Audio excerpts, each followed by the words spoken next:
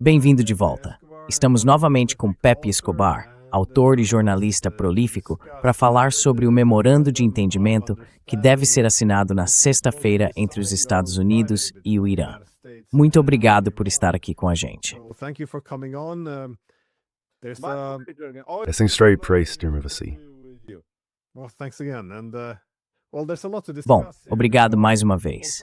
E olha, tem muita coisa para discutir aqui, porque antes de tudo, um bom ponto de partida seria todo o sigilo em torno desse memorando de entendimento.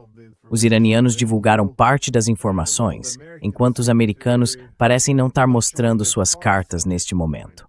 Então, por que tanto segredo? E o que a gente realmente sabe sobre o que está nesse memorando de entendimento?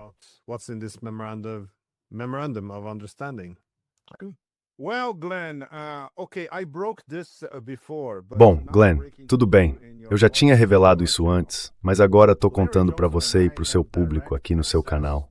O Larry Johnson e eu temos acesso direto à mesa de negociações, por meio dos mediadores paquistaneses. E isso já vem acontecendo há algumas semanas. Então, umas 3 semanas atrás, o Larry e eu publicamos 2 matérias em sequência. A primeira foi sobre um telefonema crucial do Pezarkin para o Shehbaz Sharif, o primeiro-ministro do Paquistão. Basicamente, foi uma espécie de ultimato para os americanos. Se comportem, e se continuarem ultrapassando todos os limites, e alguns deles vocês conhecem muito bem, a gente vai ter que fazer uma demonstração. E dá para imaginar que tipo de demonstração seria essa.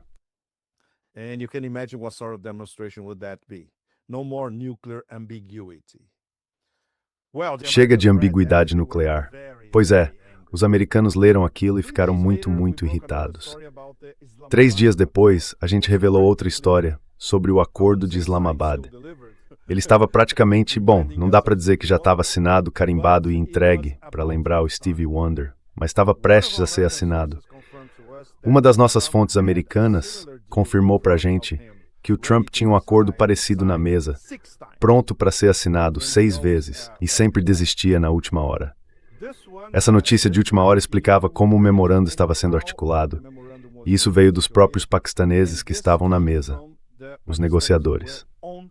3 dias depois, o nosso canal foi apagado do YouTube por uma ordem direta do governo dos Estados Unidos. Glenn.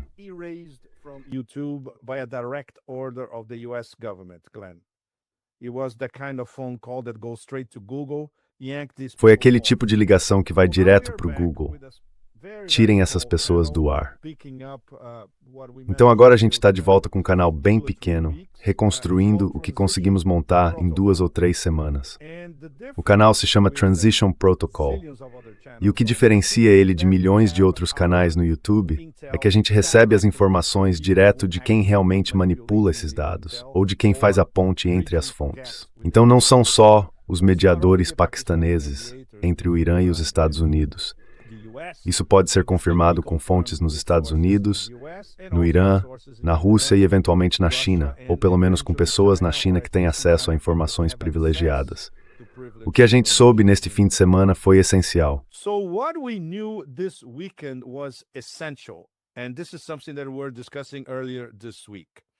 E isso é algo que a gente já vinha discutindo no começo da semana. Abbas Araghchi passou o fim de semana inteiro em Islamabad. Ele voou de Teherã especialmente para lá para acertar os detalhes e também os pontos finais do memorando de entendimento.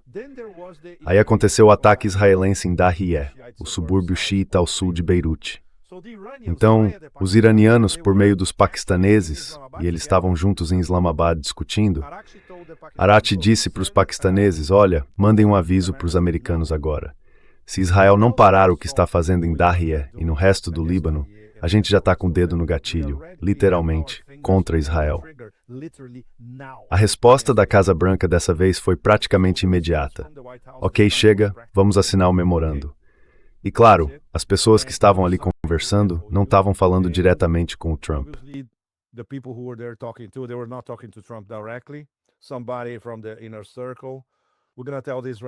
Alguém do círculo mais próximo. A gente vai dizer para os israelenses recuarem. Então foi isso que aconteceu no domingo à noite. É por isso que teve aquele anúncio no aniversário do Trump, dia 14 de junho, O dia daquela série absolutamente horrível de lutas enjauladas no gramado da Casa Branca, que, na cabeça dos trumpistas, passa por uma exibição cultural, né? Foi por isso que tivemos o anúncio dos Estados Unidos, no dia 14 de junho, sobre o memorando de entendimento. E claro, logo depois, dá para imaginar, e você viu, e o seu público também viu, o tiroteio político em todo o Beltway, o desespero da Internacional Sionista, da Internacional Neocon, do complexo militar industrial de todo mundo por causa do memorando. Mas é claro, sem nenhum detalhe. But, of course, no details. Even the fact, according to them, Mesmo o fato de que, segundo eles, Trump e Vance já teriam assinado eletronicamente o memorando de entendimento. A gente não viu nenhuma evidência disso em lugar nenhum. Do lado iraniano, Glenn, o processo é bem mais complexo e muito mais sofisticado. Não é o Ayatollah Mostafa Khamenei, o líder, quem dá o sinal verde para o memorando. Ele delegou a decisão final ao Conselho Supremo de Segurança Nacional, que tem 13 membros. Só 2 deles são os chamados reformistas, incluindo o presidente Pezeshkian. Os outros é em linha dura.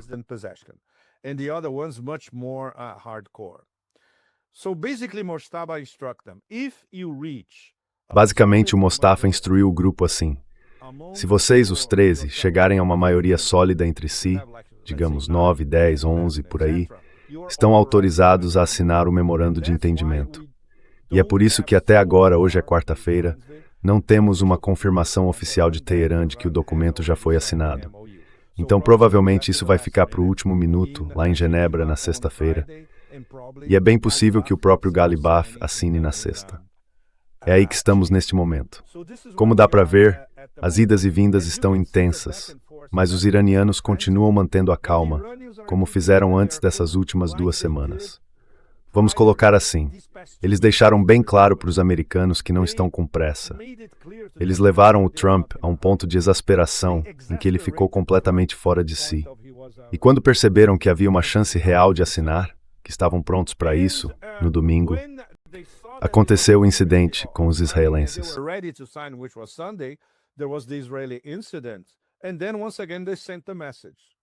E aí, mais uma vez, eles mandaram um recado. Agora é com vocês, porque o Líbano faz parte do memorando de entendimento, e vocês sabem disso. A gente vem negociando isso há semanas. Se Israel interferir, nós mesmos vamos atrás de Israel agora. Então isso foi, digamos, a gota d'água que convenceu o camelo bárbaro a finalmente entrar no jogo. Mas, Glenn, a verdade é que a gente não sabe no que isso vai dar daqui para frente. Isso não é nada ainda. É só uma promessa to touch recovery through a sword.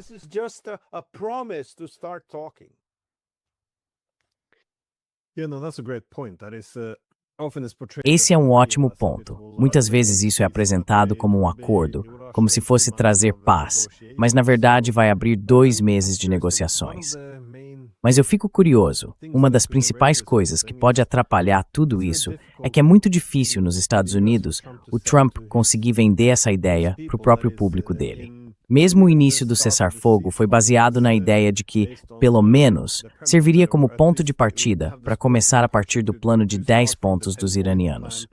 Só que assim que o cessar-fogo entrou em vigor, o Trump voltou atrás, porque não tinha como ele mostrar isso para o próprio eleitorado, já que seria visto como uma derrota. Agora, pensa bem, essa paz de que o Trump fala, que soa como uma vitória, é bem diferente da realidade.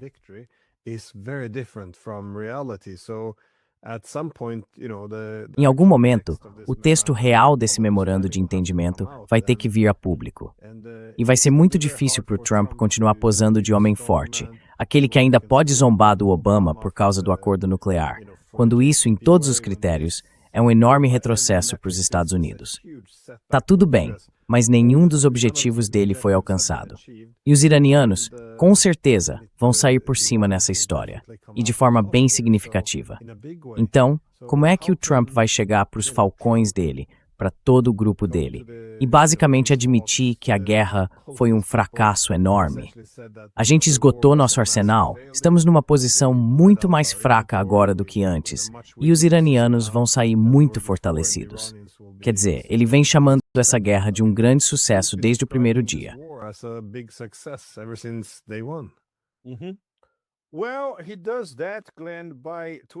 Olha, Glenn, ele faz isso distorcendo narrativas, inventando narrativas, esquecendo as narrativas anteriores, até esquecendo o que ele mesmo disse antes de mudar a narrativa.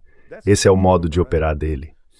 Então existem 3 etapas para ele declarar isso uma vitória. E é exatamente onde estamos agora. Basicamente, ele está dizendo que o petróleo vai voltar a fluir pelo Estreito de Hormuz nesta sexta-feira, que era a mesma situação de 3 meses antes de ele começar a guerra, no dia 28 de fevereiro. Então ele está vendendo isso como uma vitória. Agora não temos mais problema com o petróleo. Os mercados de petróleo estão satisfeitos. Os mercados de títulos estão satisfeitos. Graças a mim. E ele repetiu isso ontem em Evian, não muito longe de onde eu estou.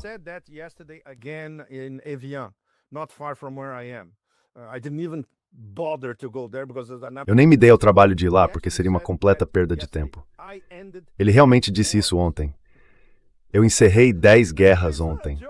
Não é piada, Glenn. Ele realmente disse isso na frente de todo mundo, inclusive dos convidados.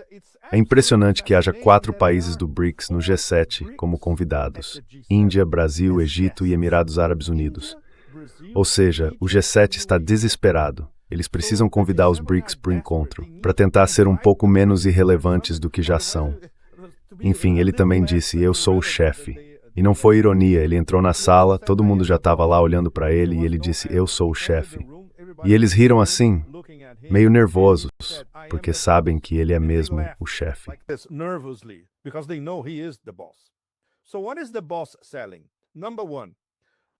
Então o que o chefe está vendendo?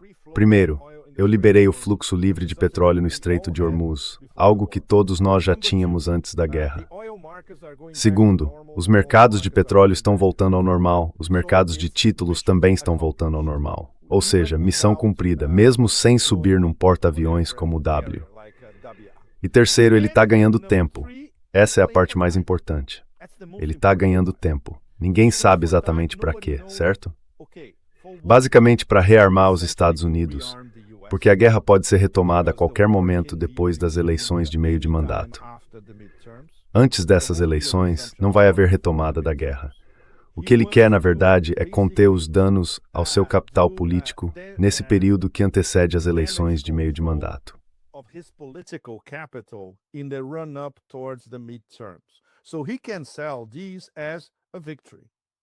Com essas discussões acontecendo por todos os lados, e vai ser muito conturbado, claro, mas ele sempre pode vender essa ideia.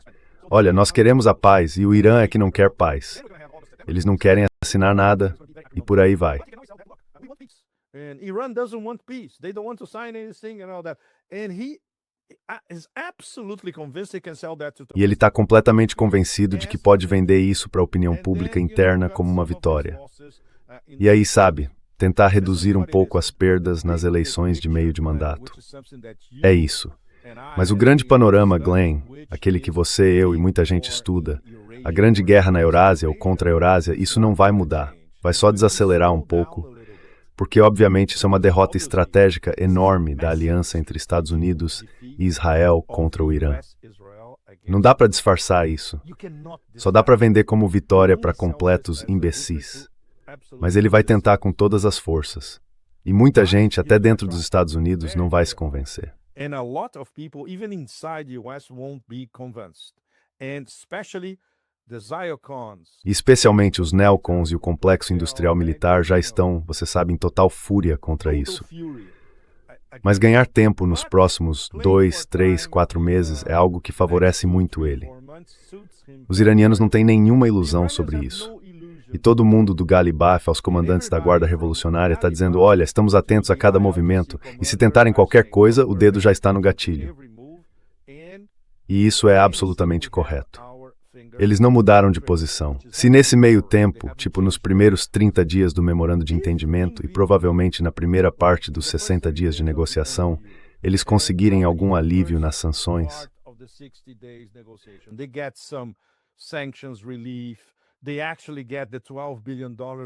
eles vão receber de fato 12 bilhões de dólares que devem ser pagos nos próximos dias, de um total de 24 bilhões. Eles também conseguem um dinheiro extra dos Emirados Árabes Unidos. Já receberam 2 bilhões de dólares de lá. Aquele voo famoso dos Emirados que pousou em Teherã levava 2 bilhões em dinheiro vivo. E mais uma vez, tudo isso foi organizado pelos paquistaneses. Os paquistaneses atuaram como intermediários entre Abu Dhabi e Teherã. Se eles conseguirem isso, e claro, o fim do bloqueio americano no Estreito de Hormuz, e continuarem vendendo, principalmente para os clientes asiáticos para Irã, no curto prazo, é excelente. Muito melhor do que vinha sendo até agora. Mas eles não têm ilusões a longo prazo, nem sobre as negociações.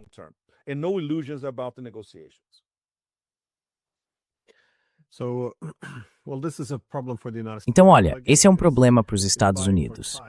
De novo, se for só para ganhar tempo, uma pausa estratégica para, enfim, se preparar de novo para a guerra. O problema é que mesmo depois dessa pausa, eles podem se reabastecer e se reorganizar. Mas ainda assim, eles não têm um plano de guerra viável para derrotar os iranianos. De novo, não conseguiram da primeira vez. Agora eu acho interessante que os iranianos tenham exigido essa participação. Ou seja, se puderem retomar a guerra mais tarde, pelo menos eles têm que colocar esse dinheiro agora no começo para basicamente comprar 2 meses. Mas mesmo esse memorando de entendimento, esses 2 meses de paz, que quem sabe podem se arrastar por tempo indeterminado, como será que os israelenses reagiriam a isso?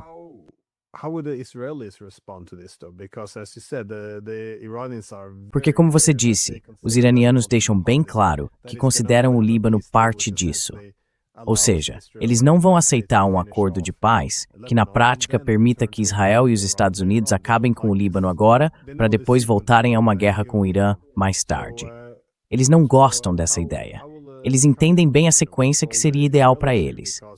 Então, como é que o Trump vai controlar os israelenses nessa situação? Porque eu tenho acompanhado parte da mídia israelense, e nem a liderança política, nem a imprensa, parecem muito satisfeitas com a ideia de recuar no Líbano. Alguns até sugerem, bom, talvez a gente bombardeie menos Beirute, mas de jeito nenhum vamos sair do Líbano. Mas afinal, como exatamente isso vai funcionar?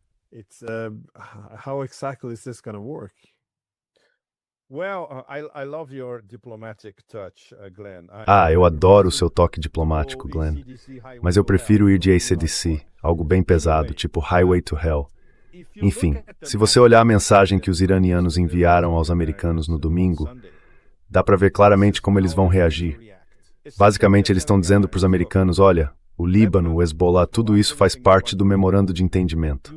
Vocês sabem disso, a gente sabe disso. Se Israel quebrar o acordo, e se vocês não ajudarem Israel, o que não deveriam fazer, porque eles estão violando algo que vocês mesmos concordaram, que é o Líbano como parte integral do memorando. Então nós vamos lidar com eles diretamente. Ou seja, a resposta já está embutida nessa postura. Os iranianos sabem disso, e os mediadores também. A gente ouviu isso dos paquistaneses lá na mesa.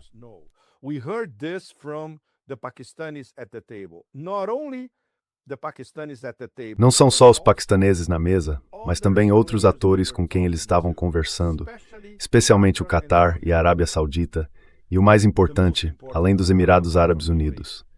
Eles sabem que Israel pode romper esse acordo a qualquer momento que achar conveniente, o que na prática é sempre, e estão preparados para isso, sem nenhuma ilusão. Mas os iranianos já disseram aos americanos como vão reagir. Tudo bem, se eles romperem, nós vamos bombardear Israel com força, e não há nada que vocês possam fazer a respeito. E se vocês intervierem, isso vai significar que vocês romperam o memorando de entendimento. Se vocês romperem o memorando, nós também vamos romper. Então essa é a diferença fundamental entre agora e o passado recente nas relações entre os Estados Unidos e o Irã. Se os compromissos forem quebrados, agora não é mais algo unilateral.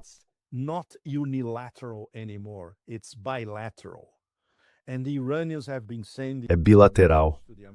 E os iranianos têm mandado essa mensagem para os americanos praticamente todo dia. Glenn, eu não sei se alguém naquele círculo ultramedíocre em volta do Trump realmente entende o que isso significa. Acho que eles ainda não entenderam, então vão ter que ver ao vivo.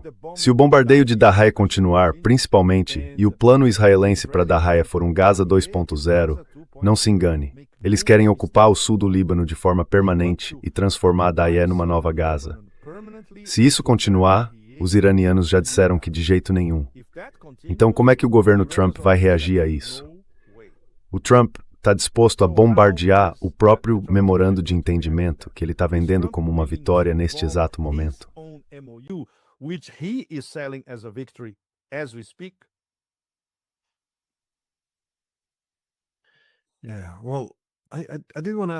Então, eu queria perguntar sobre outro aspecto de toda essa guerra, que é o papel do Paquistão. Eu lembro que fui entrevistado por algumas redes de TV indianas quando o Paquistão começou a assumir esse papel de mediador, porque a pergunta deles basicamente era: por que não a Índia? Bom, há vários motivos para isso, mas deixando isso de lado, como você enxerga esse papel diplomático do Paquistão? Porque, veja, é uma posição diplomática bem importante na região. E considerando que o país também é um ator-chave no momento de tantas mudanças, como você acha que isso pode alterar as dinâmicas por lá?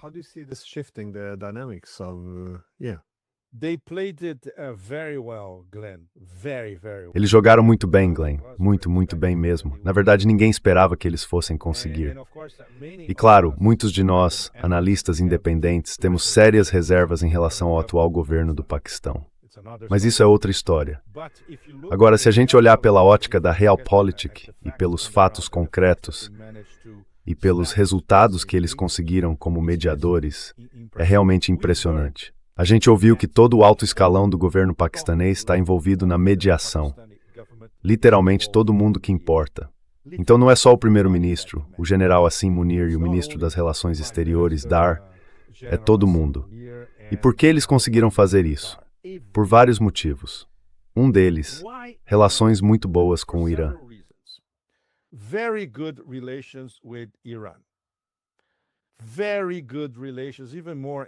Relações muito boas e ainda mais importantes com a China, porque a China apoiava totalmente o que o Paquistão estava fazendo. Lembra da primeira reunião dos 4 sunitas em Islamabad, Paquistão, Arábia Saudita, Turquia e Egito? Na manhã seguinte, Dar pegou um avião e foi para Pequim conversar com Wang Yi e explicar o que eles tinham feito. E o Wang Yi deu novas orientações. Pessoal, vocês têm que se esforçar mais. Desse jeito, não vão chegar a lugar nenhum. Então, a China sempre esteve por trás deles. Um pouco mais distante, mas em coordenação com a China, estava a Rússia. Porque todo mundo dizia, tá certo, vamos trabalhar todos juntos por um acordo, porque nenhum de nós quer essa guerra aqui. A gente sabe que essa guerra é contra todos nós. É uma guerra contra a integração eurasiática, por definição, e contra um membro pleno dos BRICS e da Organização de Cooperação de Xangai.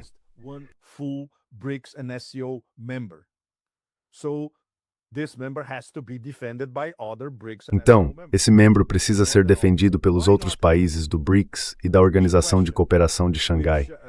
Isso é mais do que óbvio. Por que não a Índia? Essa é a pergunta-chave, que os entrevistadores nunca conseguem formular porque sabem a resposta. 2 dias antes do ataque de decapitação, em 28 de fevereiro, contra o Ayatollah Khamenei e a liderança iraniana, Modi e Netanyahu estavam trocando beijos. Uma relação inquebrável. Pai, mãe e toda aquela baboseira. Então isso não é bom. Desde o começo, a Índia se alinhou com Israel. Por isso nunca poderia ser mediadora entre o Irã e mesmo precisando do Irã para sua versão das novas rotas da seda. O Corredor Internacional de Transporte Norte-Sul, mais uma vez, envolve 3 países do BRICS, Rússia, Irã e Índia.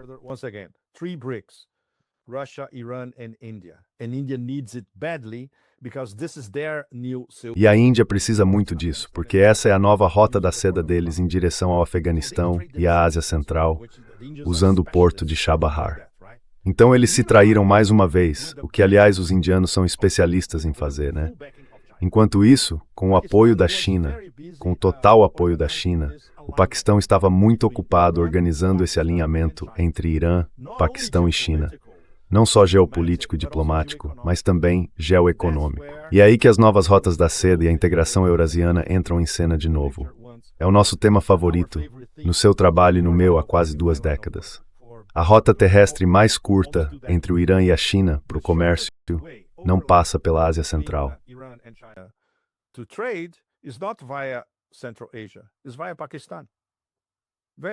É pela rota do Paquistão. Muito, muito simples.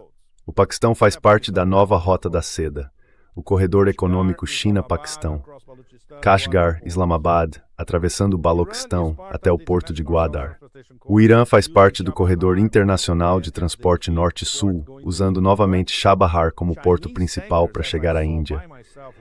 Mas os petroleiros chineses, como eu mesmo vi no ano passado quando estive em Chabahar, também fazem comércio parando em Chabahar, não só em Bandar Abbas. E agora, algo que nenhum de nós poderia imaginar há 3 meses, o porto de Chabahar e o porto de Gwadar se tornaram portos irmãos. Há apenas 80 quilômetros entre eles. There's only 80 kilometers between them. Chabahar in Sistan, Baluchistan, Gwadar in the Arabians. Chabahar, no Baluchistão. Gwadar, no Mar Arábico, no Paquistão, também no Baluchistão. Quando começou o bloqueio americano, o Irã passou a usar Gwadar como um porto iraniano, irmão de Chabahar. E mais cedo ou mais tarde, dependendo de como as coisas evoluírem, os chineses já estão de olho em Chabahar e dizendo: talvez a gente consiga mais um porto iraniano para nós. E aí, mais uma vez, os indianos vão ficar de fora, porque apostaram no cavalo errado de novo. Então, quando os paquistaneses anunciaram há algumas semanas que 6 passagens de fronteira entre o Irã e o Paquistão estavam liberadas para o comércio a qualquer hora, 24 horas por dia, 7 dias por semana, isso também foi uma sugestão chinesa. This was also a Chinese suggestion. Look, you have all these border trades with Iran. Olha, existe todo esse comércio de fronteira com o Irã. Eles estão sendo mais ou menos sufocados pelo bloqueio marítimo. Então deram a eles passagens por terra. Foi exatamente isso que aconteceu. E também tem, claro, a ferrovia muito importante que vem de Xinjiang, atravessa a Ásia Central, passa do Turcomenistão para o Irã, que aliás foi construída e financiada pelos chineses. É mais um corredor da nova Rota da Seda. Então tudo está interligado. E tudo isso explica porque o Paquistão, entre o Irã e a China, teria que atuar como mediador do lado iraniano, além das ótimas relações que o Paquistão tem com o Conselho de Cooperação do Golfo, especialmente com o Catar e, no caso, com a Arábia Saudita. Especially with Qatar and in the case of Saudi Arabia, even more because they have a military pact. Ainda mais porque eles têm um pacto militar. E claro, o fato de um marechal de campo pegar o telefone e o Donald Trump atender do outro lado na hora, pouquíssimas pessoas conseguem isso. Então eles contavam com boa vontade de todos os envolvidos, de todos os grandes jogadores. Bom, é uma história longa sobre o que eles vão fazer com essa nova posição geopolítica, e por aí vai. Será que vão se inclinar para um lado ou para o outro? Isso já é outra história. Mas, no que diz respeito a facilitar um certo diálogo entre Washington e Teherã, eles conseguiram. E isso é uma conquista impressionante. Mas nunca esqueça, eles só conseguiram porque tinham a China ali nos bastidores, supervisionando tudo.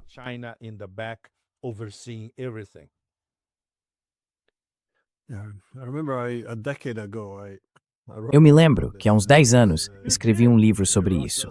Sério? Sim. A estratégia geoeconômica da Rússia para a Grande Eurásia. E eu mostrava como essa dinâmica estava funcionando, porque os chineses estavam se conectando não só com o Paquistão, mas também com o Irã. E isso ainda era complementado pelo que os russos estavam fazendo naquela região. Mas, mesmo naquela época, eu não esperava que o Paquistão tivesse um papel tão ativo. Achei que o país seria mais moldado pelo ambiente externo, em vez de assumir esse papel mais autônomo e independente. Então isso também me surpreendeu.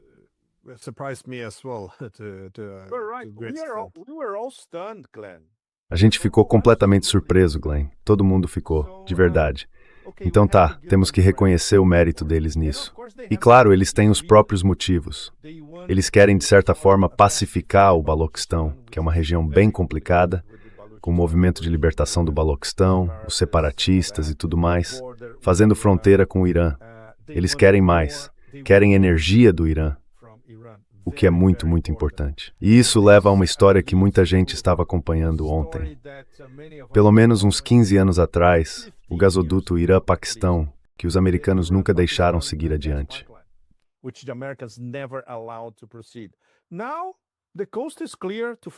Agora o caminho está livre, finalmente. A parte iraniana do gasoduto já está construída. Os iranianos ofereceram há alguns anos par pelo trecho paquistanês, então agora isso é inevitável. Vamos ter, enfim, o gasoduto IPI.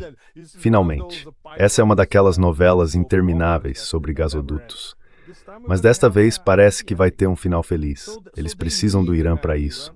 E claro, essa integração geoeconômica entre o oeste e o sul da Ásia também favorece o Paquistão, com o apoio da China e em conexão com a nova Rota da Seda.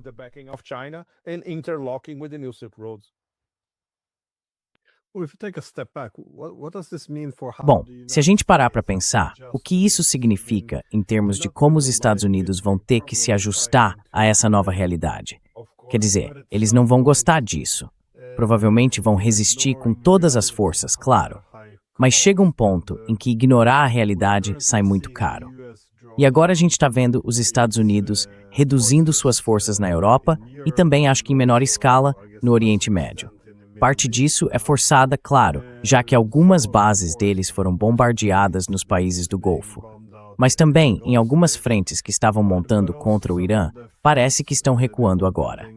E isso dá algum motivo para otimismo de que essa situação possa se manter. Pelo menos se os relatos estiverem corretos.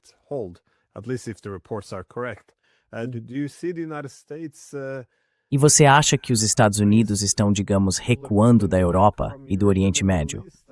Eu imagino que num cenário mais amplo, no meu cenário ideal para os Estados Unidos, ideal no sentido de como o país se ajustaria da melhor forma à nova distribuição internacional de poder, ele não pode estar em todos os lugares ao mesmo tempo. Eu diria que o ideal para os Estados Unidos seria priorizar o hemisfério ocidental e o leste asiático. É aí que está a China.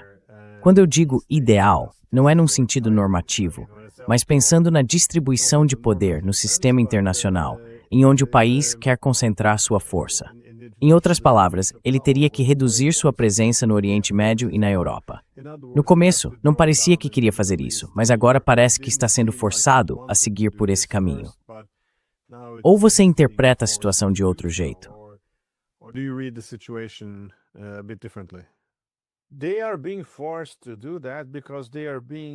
Eles estão sendo obrigados a fazer isso porque estão sendo expulsos, aos poucos, e agora, nem tão aos poucos assim, mas com certeza, da Eurásia. Ponto. Esse é o ponto central. É uma derrota estratégica em relação ao Irã. Então isso é um passo enorme rumo à expulsão dos Estados Unidos da Eurásia. E não é de se estranhar que a estratégia de segurança nacional dê prioridade ao hemisfério ocidental. Podemos esperar muitos problemas para a América Latina daqui para frente. Isso é certo. Começando pelas eleições no Brasil no fim deste ano, que vão sofrer forte interferência, sem dúvida nenhuma. Você viu que o Trump nem apertou a mão do Lula no G7? A situação está muito, muito tensa.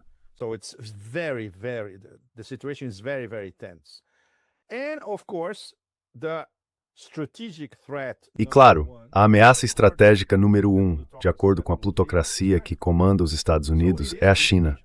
Então, é o leste asiático. Sem dúvida, é Taiwan e o Mar do Sul da China. Nenhuma dúvida sobre isso. Tudo gira em torno disso. Então, obviamente, comparado a esses dois fronts, o oeste asiático não é tão essencial. Mas a forma como eles vão digerir essa enorme derrota estratégica e geopolítica, isso é outra história. Isso vai enfurecer quem está no topo, as elites por trás, os plutocratas, todos eles, claro. E vai haver vingança, vai haver sangue. É uma nação vingativa. A lógica da vingança sempre predomina. Então talvez eles recuem por um tempo, se reorganizem, mas vão atrás do Irã de novo. Não há dúvida disso. Talvez não neste ano, mas a partir do próximo.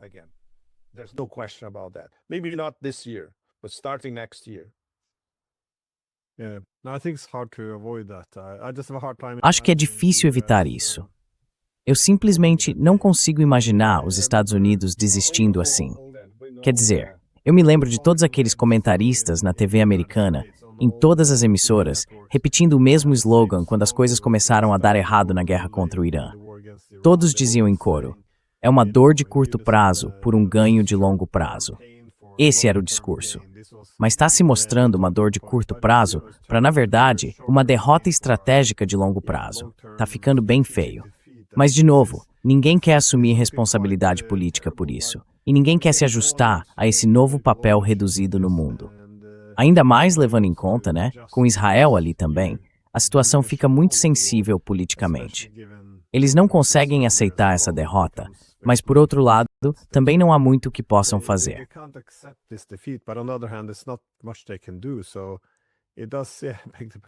Então, isso levanta a pergunta: o que eles vão fazer? Mas enquanto isso, digamos que eles esperem um ano inteiro antes de recomeçar essa guerra. O mundo vai estar bem diferente daqui a um ano. Quer dizer, nem precisa ser um ano inteiro, até 2027 já vai estar tudo mudado. E isso me leva à minha última pergunta, que é sobre os países do Golfo. Como é que eles vão ficar depois disso? Porque, se os americanos estão dizendo para eles ficarem de braços cruzados, talvez a gente tente fazer tudo de novo daqui a um ano. Eles vão ter que se ajustar à realidade se quiserem sobreviver. Eles não precisam gostar do Irã. Podem odiar o Irã com todas as forças. Mas em algum momento, você tem que apostar no cavalo vencedor. Tem que aceitar a realidade de que o Irã agora está controlando o Estreito de Hormuz. E que os Estados Unidos provavelmente não vão conseguir derrotá-los. Exatamente.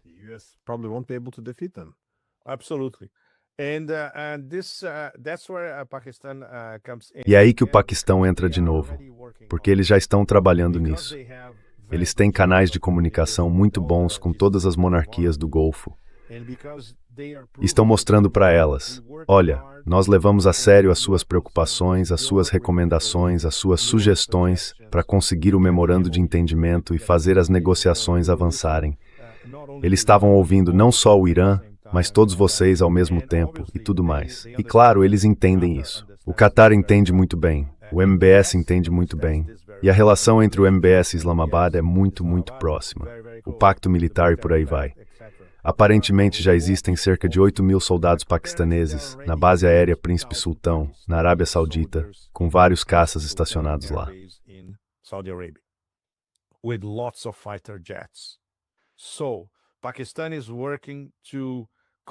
Então o Paquistão está tentando convencer, especialmente os sauditas, mas também alguns outros países do Golfo, dizendo algo como: olha, vai surgir um novo guarda-chuva de proteção por aqui, e nós oferecemos nossos serviços para ser esse guarda-chuva. E nos bastidores, vai ter um convidado muito, muito especial apoiando tudo isso, a China. Dá para imaginar o Conselho de Cooperação do Golfo dizendo não a esse arranjo? Impossível. E claro, eles viram com os próprios olhos que a aliança do petrodólar com os Estados Unidos não vale nada. Quando a situação apertou, os Estados Unidos estavam defendendo o próprio porta-aviões na Ásia Ocidental, não as petromonarquias do Golfo. Então eles aprenderam a lição. Pelo menos a gente supõe que sim, uns mais do que outros, é claro.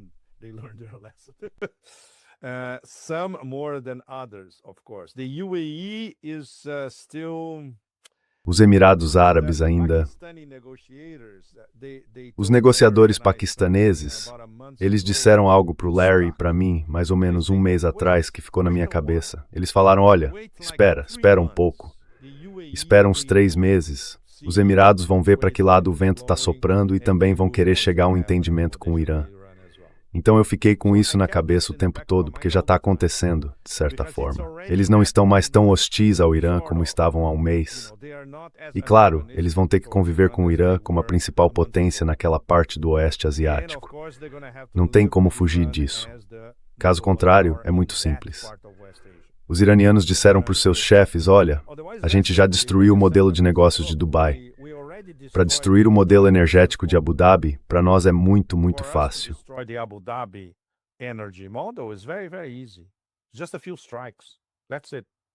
Bastam alguns ataques. Só isso. A gente pode fazer isso quando quiser.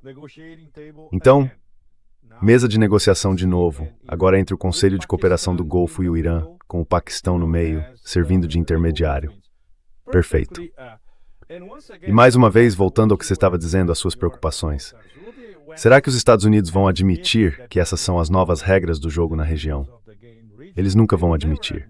Mas o que podem fazer? Conseguem seduzir de volta as petromonarquias do Golfo? Não, não conseguem. Conseguem suborná-las? Também não. Conseguem prometer que vão lidar com o Irã? Não conseguem. Conseguem prometer que vão dar a elas a mesma relevância que dão a Israel? Não conseguem.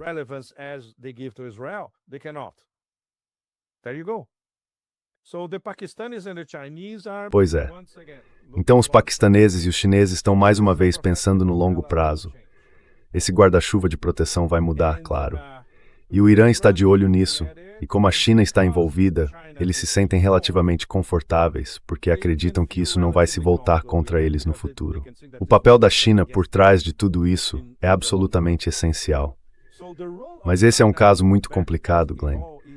Nós, como estrangeiros, não conseguimos ter uma conversa profunda na China sobre esses assuntos, porque eles consideram isso uma questão de segurança nacional e nunca vão discutir esse tipo de tema com estrangeiros.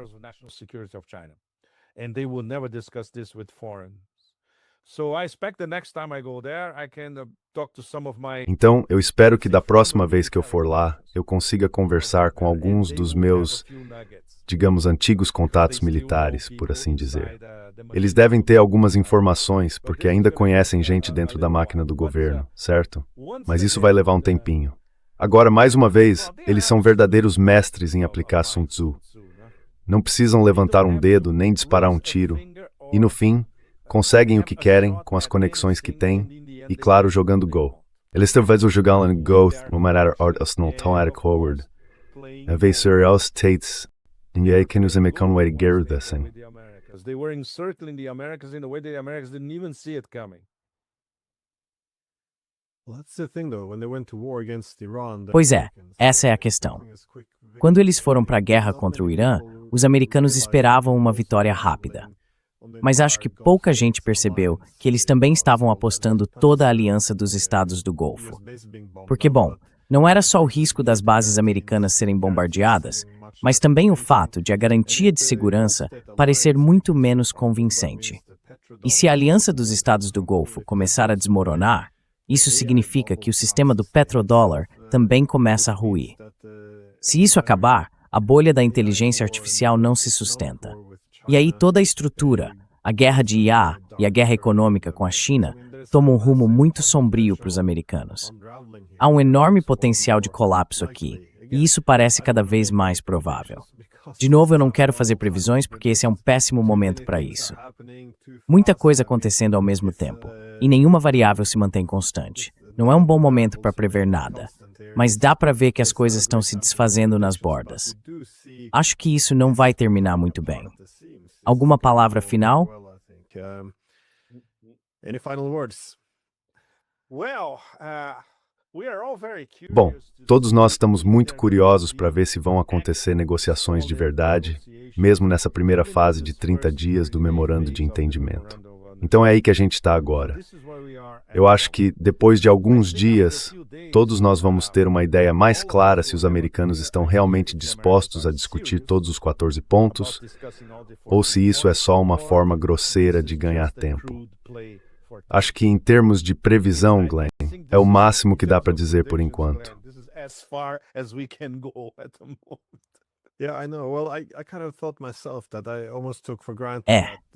Eu sei. Bom, eu mesmo achei que era quase certo que essa derrota seria difícil demais para os americanos engolirem, que eles iam tentar algum tipo de negociação para ganhar tempo, se reorganizar e depois tentar de novo. Mas, de novo, essa não é uma derrota qualquer. Vai ser bem dolorosa. Então, olha, posso estar errado. Pode ser que o Trump perceba que eles foram longe demais, que morderam mais do que podiam mastigar e só queira se afastar disso. Então eu tô bem cauteloso para fazer previsões hoje em dia.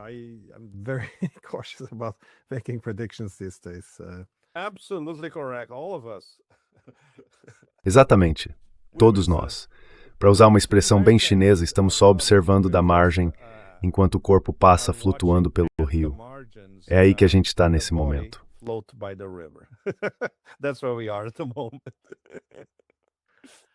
Olha, Pepe, muito obrigado por tirar um tempinho para conversar.